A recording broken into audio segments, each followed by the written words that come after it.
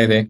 I decided to do a bit of a series on acronyms in digital marketing. This will, I think, possibly cross over with a lot of IT acronyms. So I'll try and not double up too much because you might be familiar with some of those, but where they're relevant to digital marketing, I'm certainly going to touch on them. The first one, because it's really close to my heart, is SEO. So SEO stands for search engine optimization, and it's the art and science of ranking your website pages as high as possible in Google search results. So it's not the ads at the top, it's the organic rankings. So that might be a bit confusing. Let me share my screen for a sec. And let's go and do a Google search for let's say carpet cleaning. So you'll see the ads at the top, sponsored, and I can choose to have them from my local area where I am. So the sponsored ads, see those there, the first three, and then we'll have the Google business, Google My Business or Google Business Profile.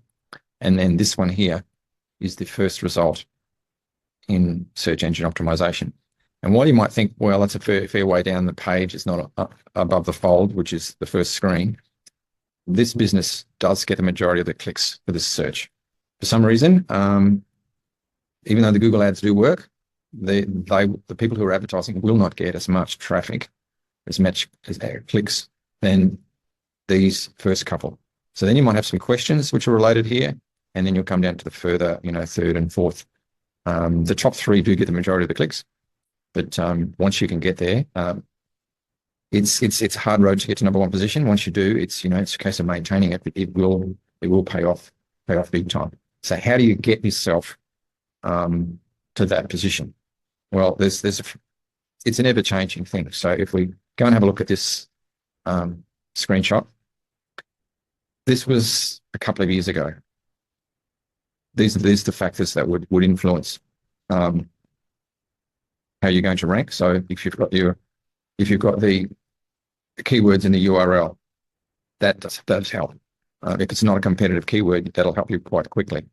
So there's all these other things like consistent publishing, high quality content on your site, keywords in the metadata, which is at the back end of each page, getting backlinks to your website from higher ranking sites than yours, internal links to related articles, making sure that the site is well built structurally for mobiles. The visitors are there for a long time. The site loads very fast. It's a secure site. You're getting mentioned in other places. And then you've got some technical stuff sorted out. So that's a couple of years ago. Google keeps on changing things up a little bit, and they've introduced this thing called EAT. So it's EEAT. So it stands for experience, expertise, authoritativeness, and trustworthiness. So they can work out based on the content on your site. So if it's a site that hasn't got many pages, there's not lots of deep content. A lot of people say to me, "Oh, no, people haven't got time to read," and they just scan. So we're just going to put little bits of content. Then you're not going to be seen as an authority, and you're not going to have as much trust. You won't get as many backlinks. So how long has your website been around? How many times are your articles shared and published with backlinks to your website? That's going to all impact on this, you being a thought leader in your category. So they're trying to promote, when we search, they're trying to promote the best result they can for the user. Because if they can't do that, they're out of business. So that's Google's job.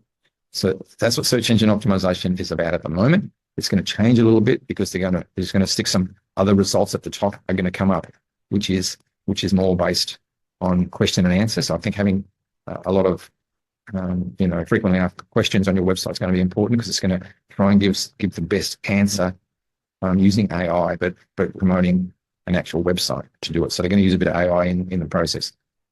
So that's what SEO stands for, search engine optimization. My belief is that you should build it into your site from the ground up. You should do lots of research before you even start to work out what content to create, and build it into your website content before you even go to coding. So that gives you the best result.